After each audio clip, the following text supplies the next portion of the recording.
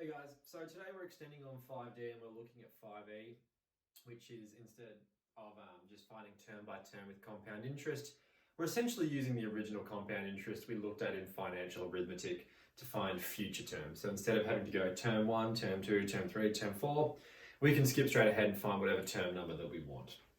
So we're adjusting the formula slightly that we looked at in 5D so that it looks like this now.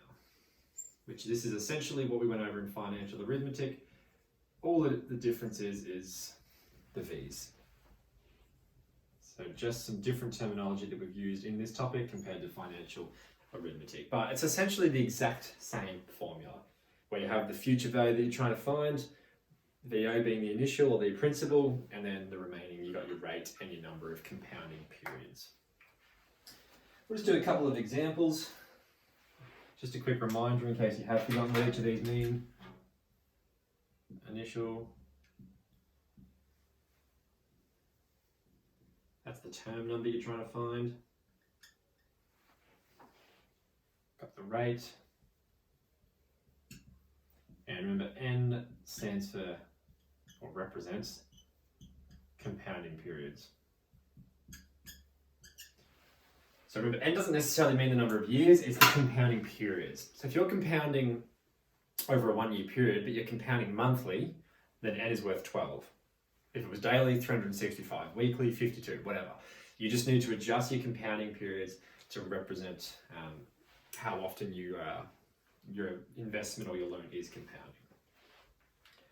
So just do a quick example.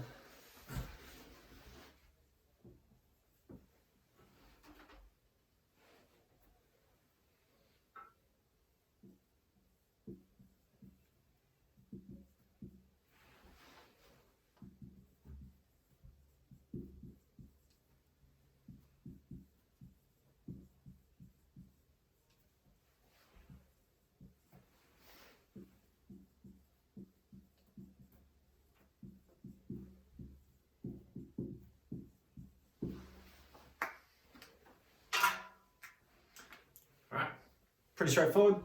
All we're doing is substituting the initial and the rate. So this relation would look like this. Vn equals VO times, oops, sorry, not VO. VO is our initial, which is 500. Rate is 5. N. So depending on which term we wanted to find or how far forward, for example, if we wanted to find after 10 years how much this investment was worth, we just represent it by V10 equals 500 times 1 plus 5 over 100 to the power of 10.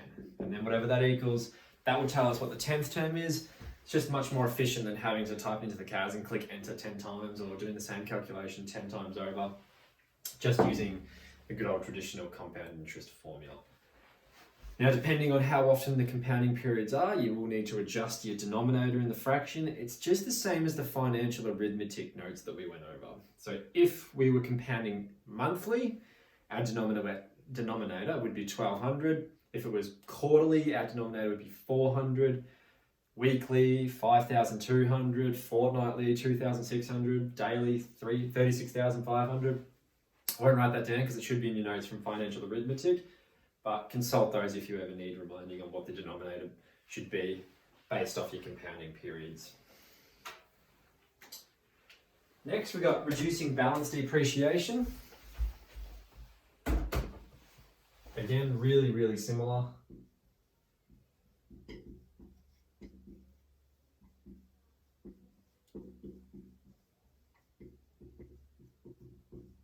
It's essentially the exact same formula, just instead of a plus, we have a subtraction.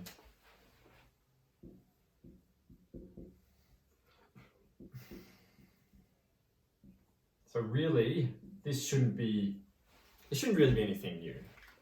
Just the way that it's represented with the fees.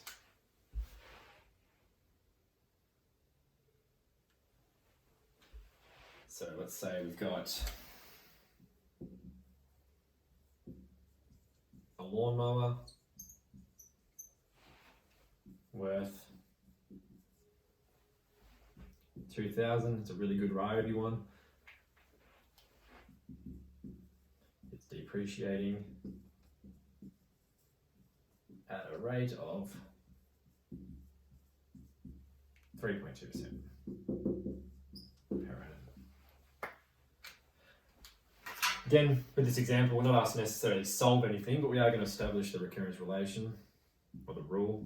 So Vn equals whatever the original is, in this case 2000, multiplied by 1 minus 3.2 over 100 to the power of n. So again, if we wanted to find out how much it was worth after 5 years or whatever, we just substitute that into n. That's all we have to do here. That's pretty much it for this whole exercise. The only thing that you'll need to work on is the solve function. Quite often you'll get given a scenario or a question where you're not asked to calculate the amount after a certain period of time. You might be asked to calculate the rate, or you might be asked to calculate the initial investment, or the number of compounding periods. This is where the solve function comes into it. It is possible to come up with a formula to solve for those things, but it's much, much more efficient to solve for the rate. As a quick example, I won't fully solve it, but I'll show you how we'd write it out. So let's say we had one more example.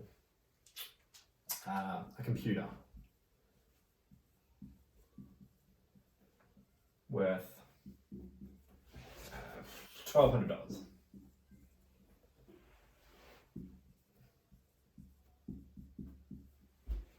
Is worth, let's say, $500 after 8 years. Find the rate. All right, so in this scenario, we're given different information and asked to solve for a different thing. I'm going to write out the full template for a recurrence relation.